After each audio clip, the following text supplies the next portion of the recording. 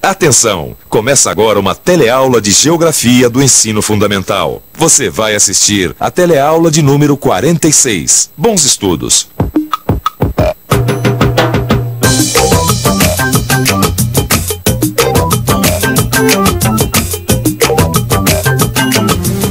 Acabei de entregar uma correspondência que veio lá da Índia.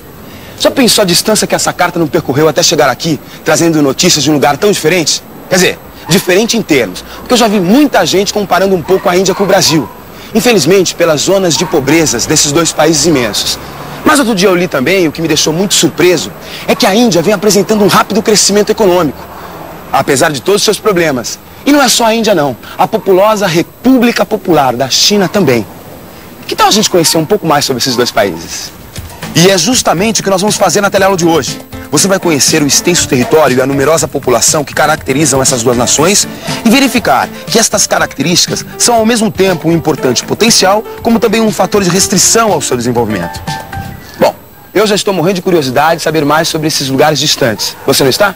Pois então fique atento que agorinha mesmo você vai ter notícias sobre essas antigas civilizações que tentam se adaptar ao mundo moderno.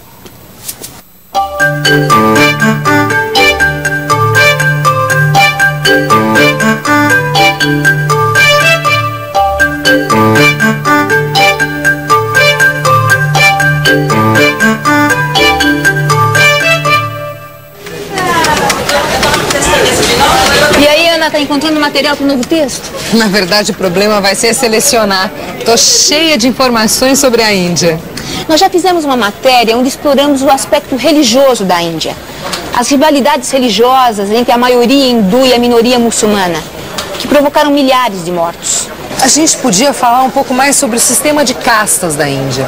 Eu fico impressionada com isso. Você sabia que nesse sistema a posição social da pessoa está estabelecida desde o dia que ela nasce?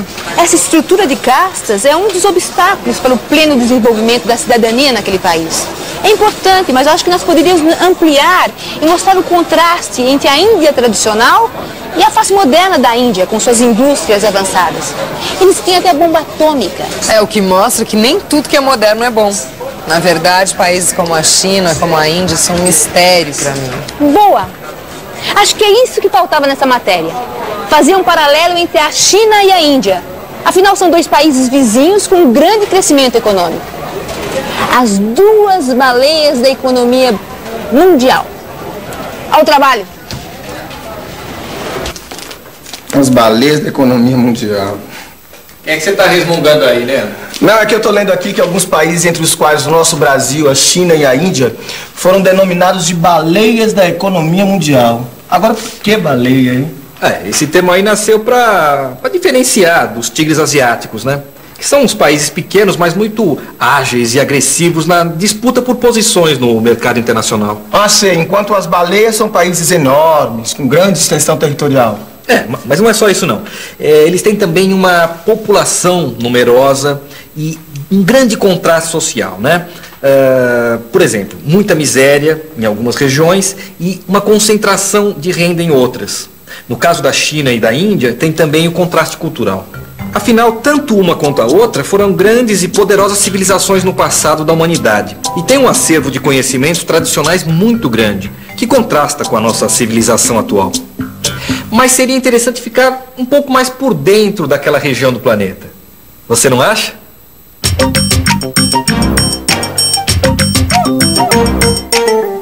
A China e a Índia estão localizadas na Ásia. A China possui um extenso território, com 9,6 milhões de quilômetros quadrados e uma população de mais de 1 bilhão e 300 milhões de habitantes. A Índia, embora menor, é também um país de grandes proporções, com seus 3,3 milhões de quilômetros quadrados. Ela abriga uma população que é estimada em mais de 1 bilhão e 100 milhões de pessoas. Isto quer dizer que estes dois países abrigam cerca de 1/3 da população do planeta Terra. No que diz respeito ao relevo e ao clima, tanto a Índia quanto a China possuem fortes restrições naturais. As duas nações são separadas pela Cordilheira do Himalaia, o teto do mundo, onde está o Monte Everest, o lugar de maior altitude do planeta. Como grande parte da superfície desses países é montanhosa, vastas porções do interior são isoladas do mar, ocasionando o clima das monções, que são os ventos que se alternam durante as estações do ano. Na época do verão, esses ventos vêm do oceano e trazem chuva, e no inverno, os ventos vêm do continente trazendo a seca. Quanta gente, né?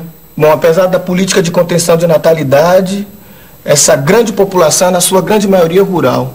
Quer dizer, 3 entre 4 habitantes retiram seu sustento da agricultura. Olha, o que eu sei é que a China é o primeiro produtor mundial de arroz. Bom, mas isso está aí, né? E a Índia vem logo atrás. Esses países plantam predominantemente o arroz irrigado, que é a base da sua alimentação. Mas o que é mais engraçado é que, apesar de praticarem uma agricultura milenar, esses países estão se modernizando. São os tais contrastes que eu te falei, né? Mas seria interessante a gente conhecer um pouco mais da história recente desses países. Aí sim, a gente ia poder compreender melhor o processo pelo qual eles estão passando. O fato é que a industrialização dessas duas nações é uma consequência direta da conquista da autonomia política. Tanto a China quanto a Índia passaram por mudanças radicais depois da Segunda Guerra Mundial. Em 1947, depois de anos de tentativas e liderada por Mahatma Gandhi, a Índia conseguiu sua independência. Devido a conflitos religiosos, a antiga colônia britânica foi dividida em 2 estados, a Índia e o Paquistão muçulmano. Em 1949, aconteceu a proclamação da República Popular da China, quando os chineses, liderados por Mao Tse-tung, aderiram ao comunismo. A partir daí, iniciou-se um processo de industrialização que privilegiou os bens de produção como a siderurgia e a metalurgia. Para se ter uma ideia do avanço da industrialização na China, basta dizer que na época da Revolução, em 1949, a agricultura representava 2/3 do produto interno bruto e no final dos anos 80 já havia caído para 1/3. A indústria indiana também atravessou um processo de modernização. O centro siderúrgico de Tatanagar é uma das maiores concentrações siderúrgicas do mundo, pertencente a um grupo privado. Também na Índia, houve a chamada Revolução Verde, que foi uma proposta de melhorar a produção agrícola com tecnologia moderna, com empregos de fertilizantes químicos e sementes melhoradas. Mas apenas os grandes proprietários de terra se beneficiaram com essa modernização, enquanto os pequenos produtores das aldeias mantiveram sua situação antiga. Até aqui está tudo claro. O que será que está faltando esclarecer?